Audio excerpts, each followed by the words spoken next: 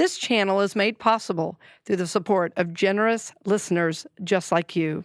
If you would like to be a part of helping us bring our message of hope, peace, love, and spiritual truth to the world, please consider heading to experienceofthesoul.com/support, where you can join us as an ongoing patron or simply make a one-time gift. Blessings on the journey, dear friend. Natural Awakenings Magazine and Zen Living Realty present The Authentic Spiritual Journey, a weekly show featuring real and practical spiritual conversations from diverse perspectives here on the Experience of the Soul podcast channel. Today, episode 88, Honor My Journey. And now your host, Reverend Cynthia Alice Anderson. Hello and welcome to The Authentic Spiritual Journey. My name is Cynthia Alice Anderson. I'm the host and I'm here in 818 Studios with my producer. Hello everybody, what is up? This is Dave Croft. Thank you so much for joining us for show 88 of The Authentic Spiritual Journey, Honor My Journey. Yes. And you know, I was realizing, Dave, show 88, it's almost 818. It is. What are we going to do for show 818? Let's go ahead and start planning it now. Let's plan now. Well, show 100 is starting to shape up, as a matter of fact. Yeah, we're going to have some awesome details about that. Can we tease them a little bit? Sure, go ahead. We're going to be doing a live recording. Yeah. Somewhere in the Central Florida area. Somewhere. So be on the lookout for details. We're going to do a live recording. Yeah. And we want everyone who's listening to the show, we want you to join us live. And so we're planning that now, and we're looking for an amazing venue, and we've got a couple of ideas, but be on the lookout for more information. Yeah, I'm excited about that. I want to, as much as I love being in 818 Studios, I am so used to a live audience. I think they're going to have a lot of fun to seeing what we do and how we do it. And I know it'll be a smaller setup than the studio, but it's impressive, Dave, what you do, the technical side. And I also think people will be very interested in that and seeing our interaction. So I think a live studio audience is going to be great. I should say live audience because we're not going to be in the studio necessarily. Yeah, and we're going to have, a mic set up so for some Q&A and those kind of things. So yeah, I think the interaction for me is going to be really, really nice. And we can see, what questions our viewers have, and we're hoping to get anywhere from 50 to 100. I'm sure we will. Oh, that would be great. For the live recording. So anyway, we're glad you're on the journey with us, and today's title is about that: Honor My Journey. Honor my journey. I have been doing a lot of research over the last several months into different groups of people, how they process information, how they work. And actually, there's a lot of funny videos on YouTube about the differences between millennials and boomers in the workplace. But it's really come to me that so many of us, everyone I know has a very individual journey, right? So I wanted to do a whole show where we just kind of slowed the whole thing down and talked about honor my journey, right? So I was thinking, if you're a millennial, you're gonna search up my journey. I'm a Gen X, so nobody ever remembers us. Everybody goes millennials to boomers, and us Gen Xers are just in the middle going, oh, forgotten again. I guess I'll just let myself into the house after school. Yes, exactly. Well, I'm a Gen Xer too, of course. And you're right. We don't get talked about. That's why we're called Generation X. We have no identifiable patterns. no title, no, we're just Gen X. No group consciousness uniting us other than the Blasé and the Alanis Morissette soundtrack. Right. Well, what's so interesting is I see a lot of similarities between the millennials and the boomers. So anyway, but it's been very interesting to note. I've been supporting a few people in the corporate world with how to help their employees work together. So it's so interesting that my work has been in the church for so long, but what's been so interesting over the years as I've thought about it, that my work has really impacted people so much in the workplace. So many of the practices I give are helpful for healthy communication, healthy work situations. So I've got a couple people in high-level management in large corporations who've come to me to say, okay, help me figure out how to get these two groups working together. And it's been a very interesting process for me, because I am, as Dave said, I am a Gen Xer right in the middle of both of those groups. And it's important to understand that millennials, although they've kind of been a punching bag for the last 10 or 15 years. No kidding. Yeah, they really get a bad rap. But millennials are in their 30s now. That's right. Millennials are in their 30s now. They're in the workforce. They're starting to have family. They're not the middle school, high schoolers, that we want to think and we want to kind of pigeonhole them as. They're starting to get into their 30s, and so it's important to keep that in mind, that we're not talking about children or teens here. Exactly. Well, the thing about millennials, I think, that gets said about them is they are childlike. They don't, a couple of the high-level managers I've been speaking with, vice presidents, have said, well, every millennial that works for me, once they do their job or hand in a report, they want a new job, a job title. So, they're the vice assistant to the, whatever. So, but what is so interesting, I think what they're, about the whole millennial population that I know, is that there's a real desire not to sell out. They want life to have meaning. They want their work to have meaning, and they are searching, for meaning. Well, in the boomer population, the boomers were of the generation, right? Children of the 60s. They were. It was about, hey, free spirit, man. If it feels good, do it. Well, as they grew in age, they moved into the corporate world. And actually, the millennials are the children of the boomers, right? And so what so many of the millennials see the boomers as is selling out to the highest bidder and, whatever. So when in fact, both generations are really looking for the same thing. They're looking for meaning. They're looking to be honored for their work. A millennial needs it every day. A boomer needs it once every 5 years.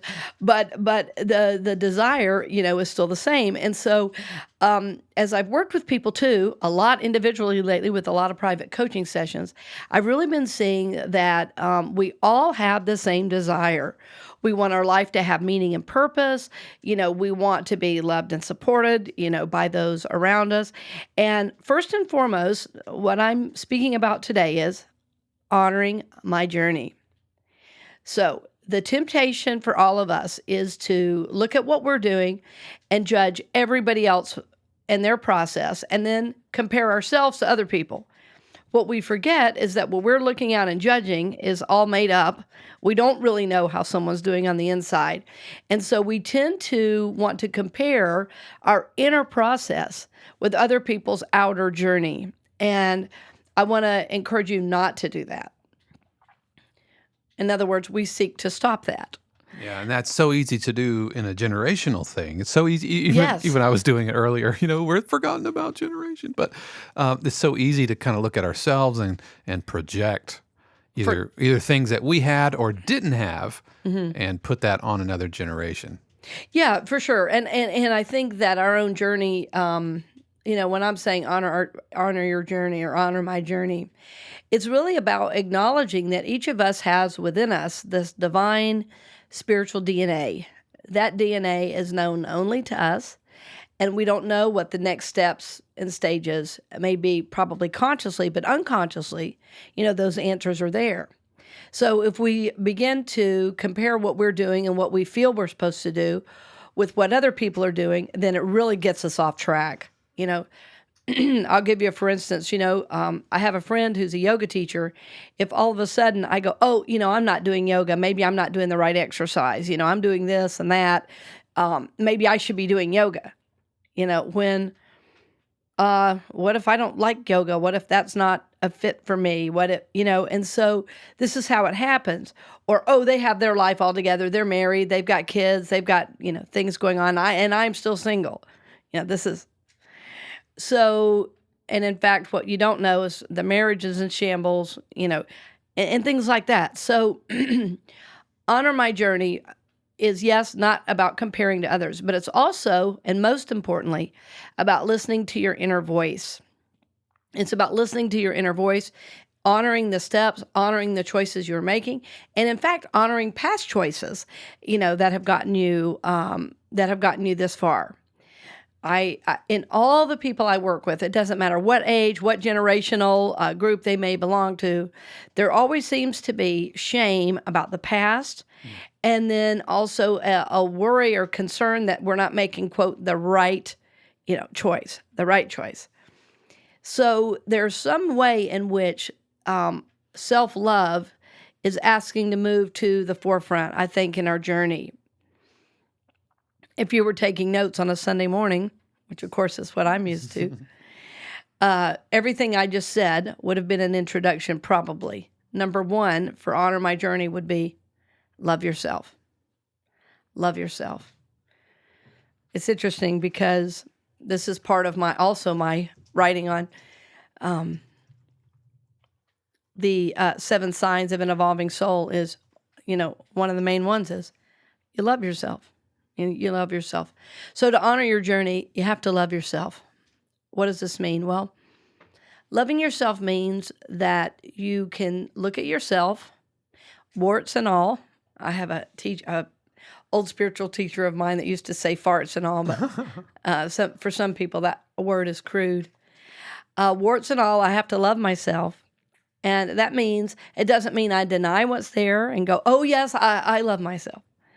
It means I see what's there and I go, yes, I love myself, even with this issue I'm working on. Yeah, it reminds me of the show we did. I love the part of me that. Exactly. And I'll put a link to that show in our show notes. Yeah, it's a good idea. Yeah, I love the part of me that. Exactly, because there's always places that we hold ourselves. It's almost like we hold ourselves hostage. We hold ourselves prisoner by not honoring, by not acknowledging the pains, the hurts of the past that probably created that issue in the first place. So when we can say, I love myself, warts and all, it means even in my issues, even in the places I struggle, I love myself. And really loving yourself in the midst of that is a choice, right? So to honor your journey, you really first have to love yourself. If you've never done this practice of loving yourself, I want to encourage you in the mirror is to, in the morning, look in the mirror when you first get up in the morning and say, look in the mirror, I love you. I love myself. I love you. I love myself. Talk to yourself. Get the idea that you are lovable. Sometimes you even might have to say, I am lovable. I am amazing. I love myself. I love you. I love myself. So you're looking in the mirror, you're acknowledging, and I do love you, but I mean, when I'm looking in the mirror, that's what I'm saying. I'm looking at my own image saying, I love you, and then I'm repeating as an affirmation, I love myself. I am lovable, just as I am. God loves me, just as I am. I love myself. I love myself. I am lovable. God loves me. I love me. I love myself. In the mirror, I love you, right? So this, for some of us, is very uncomfortable at first. We go, well, I don't know if I want to talk to myself in the mirror. Well, shut the door. Nobody will know what's happening in there. And it's really great to begin to be able to look at yourself, especially in the mirror, especially in the bathroom, especially in the morning. We all think, oh, I've got to get dolled up to love myself. No, we do that because we think that's a way to convince everybody else to love us. But I love myself. Yeah, that can be hard when, sometimes you can't even bring yourself to look yourself in the eye, in the mirror. Have you ever had that? Yeah, oh, yes. Whether yes. you're in a shame or you did something stupid or messed or up. Or you've been in addiction. Right. And yeah, I've absolutely been in that place where I'm just ashamed of myself. And so I literally avert my own eyes. Exactly. Oh, I think everyone does that. And so it's a radical idea to love yourself in the midst of everything else that you're looking at in your life. You're the only one who really knows. It's you and God. You and God know all those things you're hiding from the world. And it is a radical idea to look yourself in the mirror and say, I love myself. I believe all problems in the world would cease if we all loved ourselves. Right? So honoring your journey, first of all, is about learning to love yourself. And as I say this, I am reminded, as Dave said, of several things. One is that show, I love the part of me that. Mm-hmm.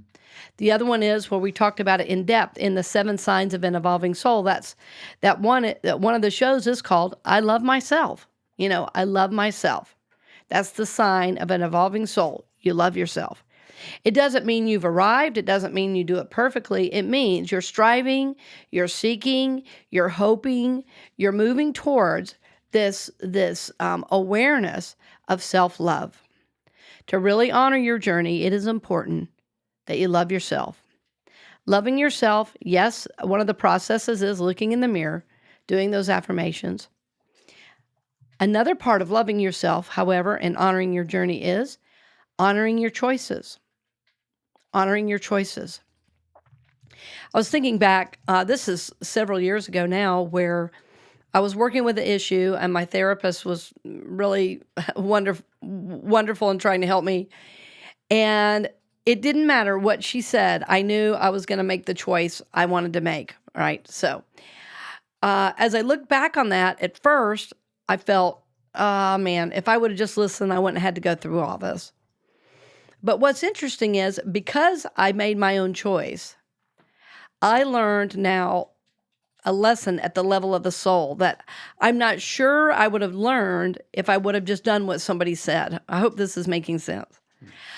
I had to find out for myself, and when I did find out for myself, now I know, and I will never make that choice again. Okay? So if I would have just listened to somebody else, I don't think that would have happened. So I made the choice.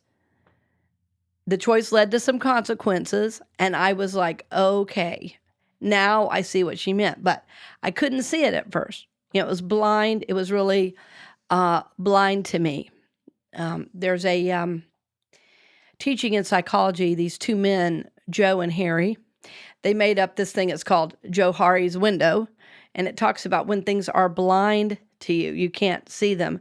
And so sometimes a choice, it's like, suddenly, you can see it now. Suddenly, you can see it. So, honoring my journey means not shaming myself for that past choice, but seeing that was necessary for my soul to grow. So, part of honoring your journey is loving yourself. Yes, number one. Number two is honoring your choices. Honoring your choices. I can already feel in the room today, and I'm sure as you're listening now, you're already thinking back to times where you made a choice. And maybe at the time you called the choice bad when it didn't work out. But what I want you to see is that now you have perspective. Because you made that choice, you got to learn a lesson. Right? So we honor that choice because it was the best we could do at the time. We thought we should make the choice at the time. And this is what I mean by honoring the journey. No one made the choice, you made it. Even if somebody gave you the advice, you made it. Right? So as you make choices then, and then we live with the consequence, we have to honor that, or not have to, but it's important to honor that as a part of our journey. So take a breath with that. Think back. What are some choices I've made? And I bet things are already coming to you.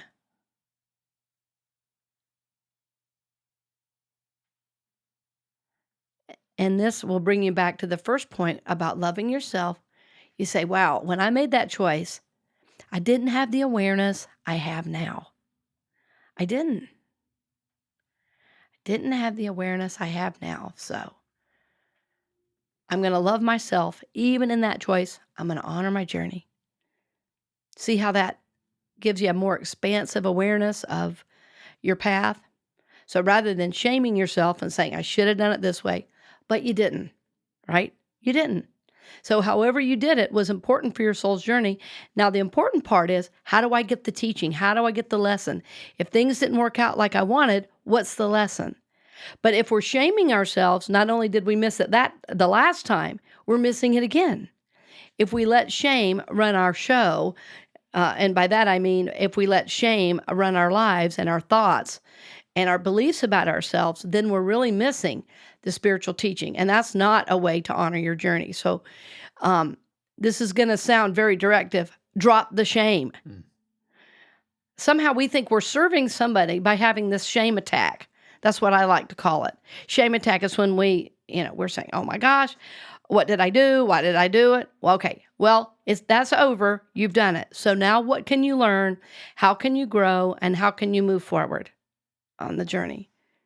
How can you honor the choice? You had to make it for whatever reason, but now you're in a new place. Honor the journey, honor the choice by saying, even if that choice was a mistake, I'm going to learn from it and I'm going to love myself in the midst of that. So number 1, I love myself. Number 2,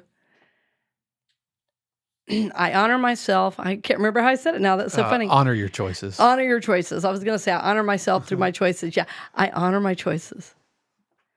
I went so deep in that first, I love myself. I had this little expansive feeling in my chest. I couldn't think. I love myself. I honor my choices. I honor my choices.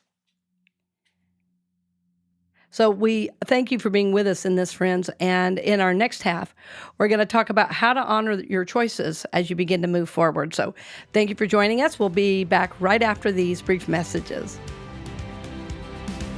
We'll return to the program in just a few moments, but first, we wanted to give a special word of thanks to our podcast partner, Natural Awakenings Magazine of Central Florida, Greater Orlando.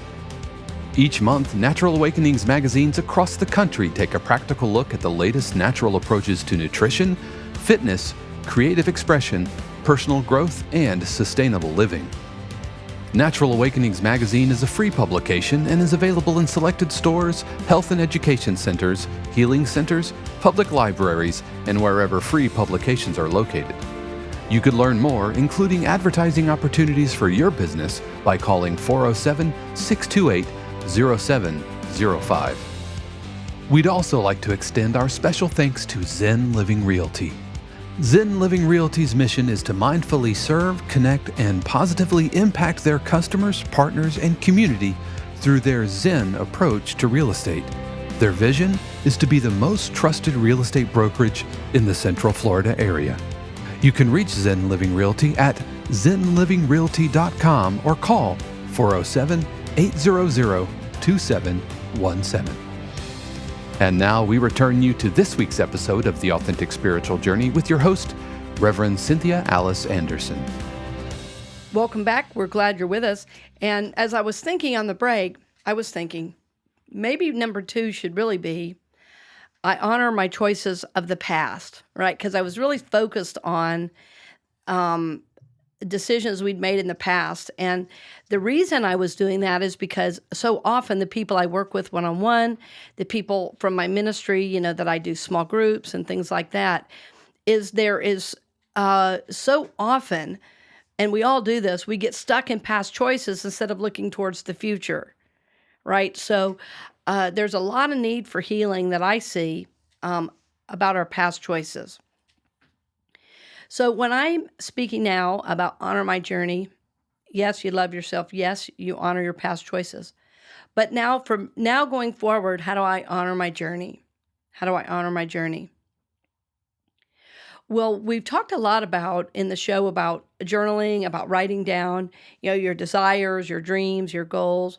So I make the assumption, if you are listening to the show, that you are doing some of these practices, that every morning, every day in some way, you're having some spiritual practice.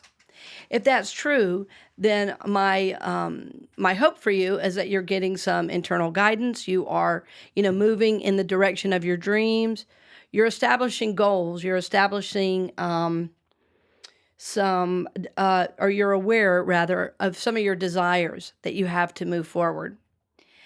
Well, this is important regarding honoring your journey, because if you don't know where you're going, it's hard to make a choice that's really going to honor where you are and where your soul is trying to go. So I want to almost back us up a little bit and say, if you don't yet have a goal, a desire that's drawing you forward, stop listening now.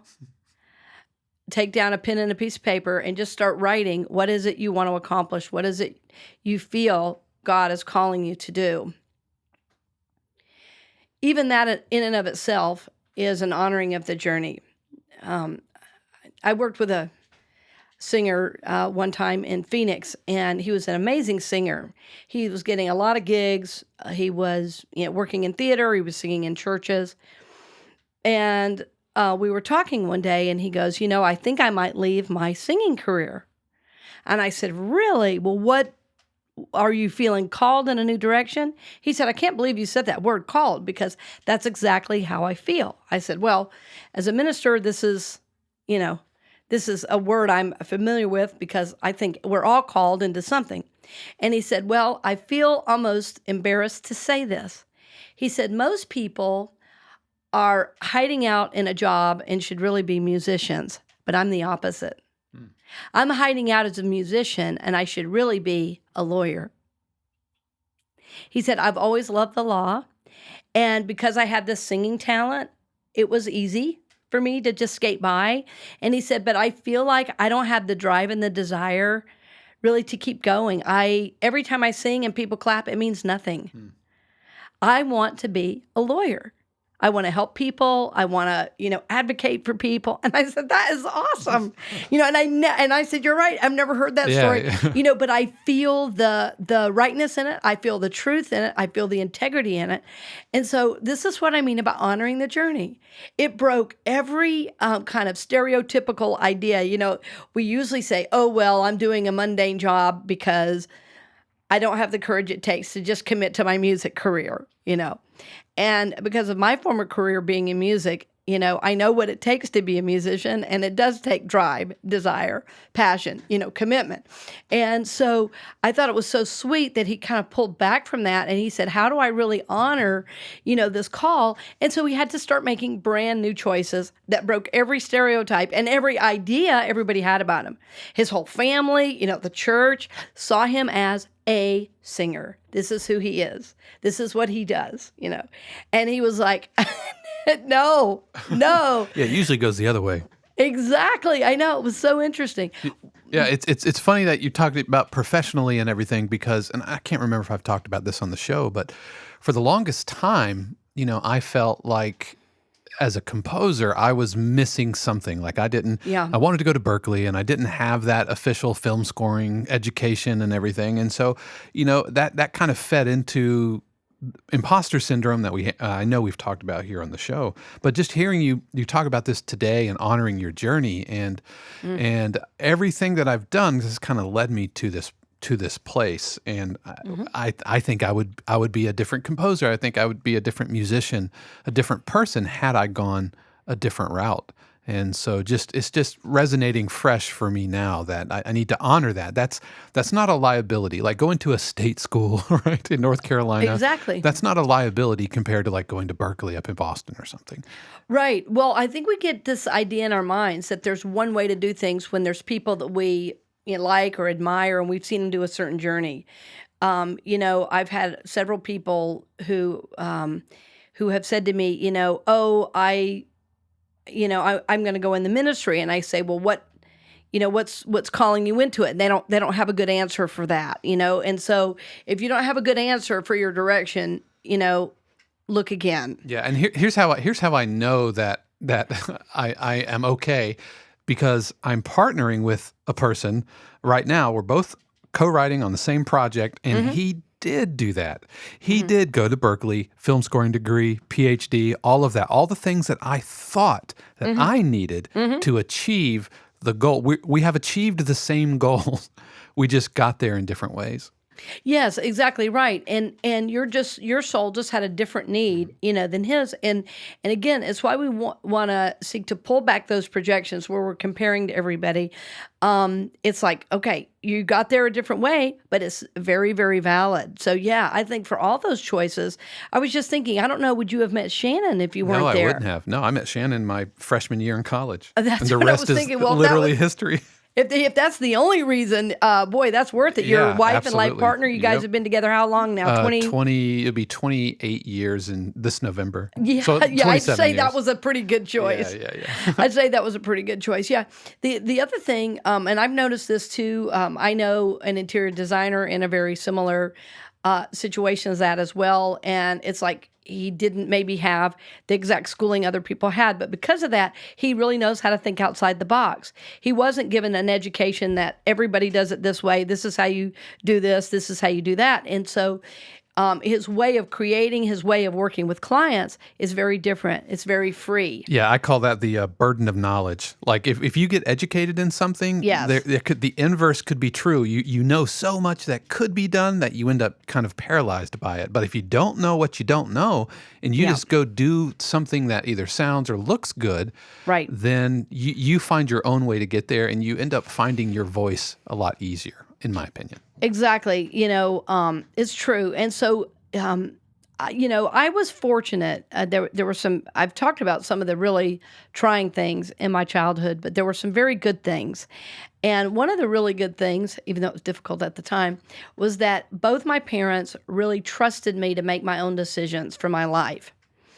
Where, I was in school and I went to a very strict school, and I would have classmates, complaining about all these rules from their parents. And I thought, I don't have any of those. I don't have any of those rules. And in one way, it was kind of a little scary because it was like, well, they would say, well, what time do you have to be home? I go, like probably midnight. Right. You were a good kid, right? But I was a good kid. Exactly. Same here. I don't think I never had a curfew like spoken to me. Yeah, I think some of my older siblings were so wild that they were so tired by the time they got to me. Yep. It's kind of like, as long as you're in bed at some point, you haven't set yourself on fire or anything. We're good. You're good, Dave. No, I didn't set myself on fire. Other things, yeah, we did have this kind of bonfire in the back. Nobody knew about evidently till recently. Who knew? Who knew? But my parents really trusted me to make my own decisions. And so there was something really important about that. Like my decision of where to go to college, I had this really weird, like a string of strange circumstances where I had met this friend and she played in the Atlanta Symphony, and she was friends with my band director. My band director was friends with my brother. There were all these weird connections. And this friend was going to Seattle to see her parents. And she said, hey, if you ever want to go to Seattle, let me know. I said, well, I'd love to go. And I was really, I didn't know then to call it spiritual guidance, but I was really guided to check out colleges. And I went to my guidance counselor, and it was the summer after my sophomore year. So I went to my guidance counselor. It was right before summer, that we talked. And I said, I'm going to be going to Seattle, and I really think I should look at schools. She said, oh, there's some amazing schools. So she helped me look up all these schools. And so when I was out there with my friend, I said to her parents, her dad was a minister, by the way, and I said, hey, I'm really looking at colleges. And they said, oh, well, we want to take you here. His wife had gone to some classes at a school called Seattle Pacific University. And I was like, great, I'd love to go see it. Well, so I went, I looked at the campus, and I said, I don't want to look anywhere else. I don't think this is where I want to go. And so I said, I contacted the school, like officially, and they said, well, we want you to come in a class. What are you interested in? I said, well, I think I want to do psychology, but I may want to go music major. They said, we have an amazing conductor here. And they took me into conducting class. I was in there, I don't think I was in there 5 minutes, and I said, this is where I'm coming to school. So that was strange in and of itself. And I said to my dad, after I got home, I said, Dad, I know it's crazy, but I feel like I should go to school in Seattle, and maybe I'd only be gone 2 years, and then I'll come back home and finish at Georgia State or whatever. And my dad looked at me and said, you're never coming back. He said, I don't think, and I said, but I'm not sure what to do. He said, you know what to do. I've heard you say it, and I trust you know what to do. Now, a lot of your siblings have stayed relatively close. They are all there but me. Oh my. They're all there but me. One brother went away for a little bit to Alabama, which is, 2 hours away. And then he started his master's in California. And then one sister moved to Jersey for like 10 years and then moved back home. But you went about literally as far away as you could. Exactly. And it was really because of the confidence that I was making the right decision. And so I said, well, I'm going to apply and see what happens. And I said on the show another time, not only did I get a scholarship and grants which was like, I was able to mentor with this teacher. And I also met some of the most amazing percussion teachers that I'm still in contact with today. And so it was a wonderful experience. And I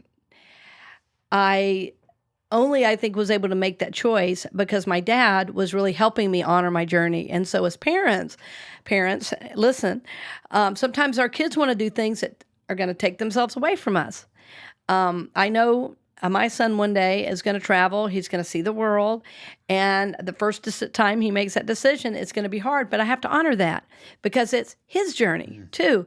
So, it was both, like I say, difficult at times in high school, but it really moved me forward in a way and gave me the responsibility of an adult, even though I was only like 16, 17, and that he trusted me. And I think that helped me over the years make decisions. And I think I would have moments of real clarity and then be like, I'm not sure what's next. And then I'd have a moment of clarity. So this topic really matters to me because I see so many people being clear about what they're supposed to do. And then they start talking to all their friends and telling everybody. And then everybody says, no, don't do that. Don't do this. When in fact, in your heart, what's yours to do.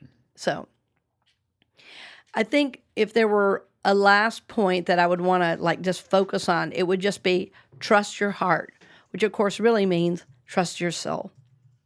So we'll say it this way, trust your heart and soul, even though in my mind, they're one and the same. Trust your heart and soul. Trust your heart and soul. This means that in your times of quiet, when you are in the morning or in the evening, whenever you do your special time of spiritual focus, that you get quiet enough to know the direction you want to go. So often we talk about when you have this inner feeling, this inner guidance about what's yours to do. It's really okay to look for a sign, that the way you're heading is the right way, like I mentioned with my college situation. Each step, something presented itself to let me know I was heading the right direction. When I wasn't sure, I got confirmation from my dad. When I wasn't sure again, I got a letter accepting me to the school, giving me scholarship, giving me grant money, so I wasn't going to be in debt to my eyeballs, upon leaving. So all those were signs, steps to help assure me that I was making the right step for my journey. And I'm going to really caution you not to talk to a lot of people about your decisions. It's like having a few trusted friends or a guide, like a minister or a therapist, somebody that's used to seeing really big picture, is really important, when you're making decisions and trying to move forward and honor that inner voice. But sometimes when we ask people real close to us, their responses are going to be based on their need of us. Yeah, so we want to be careful of that. When we are really getting a strong guidance to move forward in a certain way, know who your safe people are. Don't just talk to anybody. Keep it very protected. It's like a new idea and a new guidance. It's almost like a new baby, You don't take a brand new baby out everywhere. You hold it close, nurture it, keep it safe, keep it protected. That's the same idea with the new idea when you're getting this internal guidance, this feeling in your heart and soul about what's next for yours to do, that's yours to do. When you are receiving guidance about moving forward, really hold that. And then as you receive guidance and as you need to move forward, well, of course, the people closest to you, you let them in on it. Yes, you talk to them about it then. But first, you want to get really, really clear in your own heart and soul about what's yours to do. And remember, listen to the voice of spirit within you. I've learned that some of the things I say are radical in that I believe God is still speaking to you today. I don't believe you just go to scriptures of any faith. I believe God is working in and through you always, and that as you get still, you can hear that voice to make good decisions for your life, for your family's life, and for your very own soul. What I also know is that as we begin to honor our journey and as we begin to live from this place of purpose, that the whole world benefits. Those we love, our family, even those we don't love necessarily because we don't know them well, they even benefit because a life on purpose is a life full of blessing. It's a life well lived. And that blessing reverberates out from us in ways we don't even know. So I want to encourage you, dear friend, to spend some time, learn to love yourself, learn to honor the choices of the past, learn to honor and listen to those choices you're making here and now, and remember not to overshare, as we say, overshare. Don't overshare this new intuition, this new guidance that you receive. Only take it to trusted people who you know can see the bigness, the grandness of what it is your soul is here to do. And then honor that voice of spirit that is residing within you as you prepare to move forward, to move into living even more of your purpose, more of your dreams, more of your desires in the world. So, Yeah, it's kind of like, when you first learn that you're pregnant, you really hold it close. exactly. It's early. You share it with just the closest people. Yeah. And your doctor, and then the longer it goes, and the more things kind of go right, then you start kind of sharing it, and that sphere of sharing grows and grows and grows until, I guess, eventually you post it on Facebook or whatever. But Yeah. but what you don't do is take a pregnancy test and then start blabbing about it on Facebook. Right. Exactly. It's too sacred. Right. Absolutely. Yeah, it's too sacred. And so, I've really had to learn that over the years because I'm still learning about timing because I love to get excited about things. I love new ideas.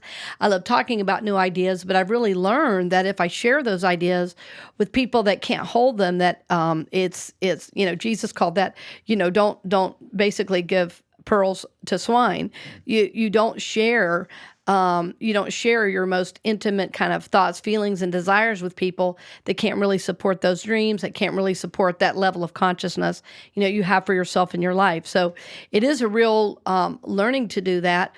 And again, the reason I said it's really okay with trusted people, if somebody knows you really well and they're a strong part of your support team, if you've been very thoughtful, if you've been very mindful, they're going to really hear that in what you're saying, and they'll be able to help and support you. To just do it all on your own, sometimes we put on blinders and we can't see everything. So there's a real balance to learning to share with the right people and still honoring your journey and your path. Sometimes you just have to do something no matter what anybody says. You have to do it because it's a desire, it's a drive, it's in your heart and soul to do it. And I also want to caution and say, if your desire or your drive is telling you to do something negative or to hurt yourself or somebody, that's not God. Yeah. Right. But I'm speaking of a higher understanding. I'm speaking to people working the spiritual journey who know that I'm speaking of when you feel something is yours to do at the level of the soul, a desire to bring more good into the world through your work, through who you are, through something you're giving, then that's the voice of God. And that is what we're listening to. So honor that, trust that, and then move forward. And we know that God really honors this spiritually motivated action when we are trying to honor our journey and give our gifts, our talents, and then live that greatness and that grandness into the world. So, friend, we do thank you for joining us today. I want to say a word about our website, all the products on the website, about the new show, with Mindy Corcoran. She is just amazing. It's called Real Grief, Real Healing. And please tell your friends about the show and do subscribe. And Dave's really great about explaining all that about YouTube. Yeah, absolutely. We put all of the Authentic Spiritual Journey episodes out on YouTube, and whenever we post episodes, if you subscribe and click that notification bell right next to the subscribe button, then every time we post a show, you'll get a notification, either an email or maybe a notification on your phone or something like that. That way, you don't have to keep refreshing or whatever.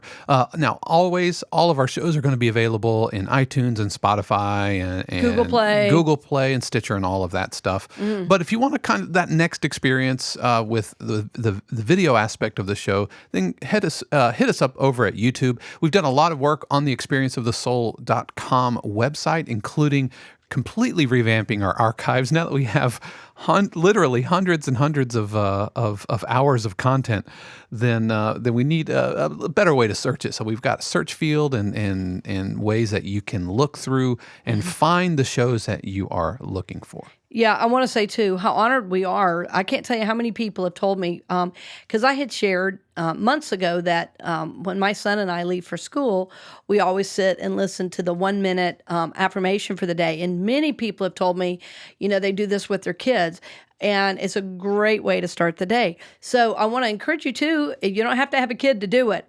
Take a minute, pause, and if you're not doing meditation or journaling, at least you're starting your day with a positive affirmation, and it is based in spiritual truth that will definitely support your soul's journey for the day. So those affirmations are done in a really prayerful space.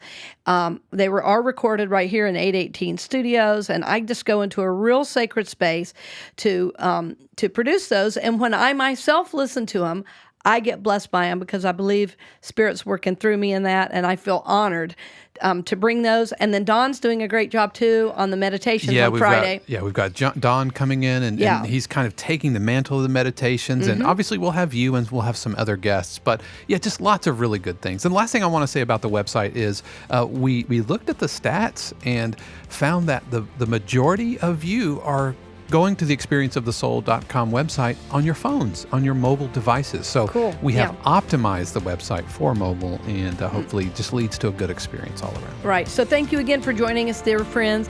We will see you next week. Blessings on the journey. We hope you've enjoyed this episode of The Authentic Spiritual Journey, presented by Natural Awakenings Magazine and Zen Living Realty.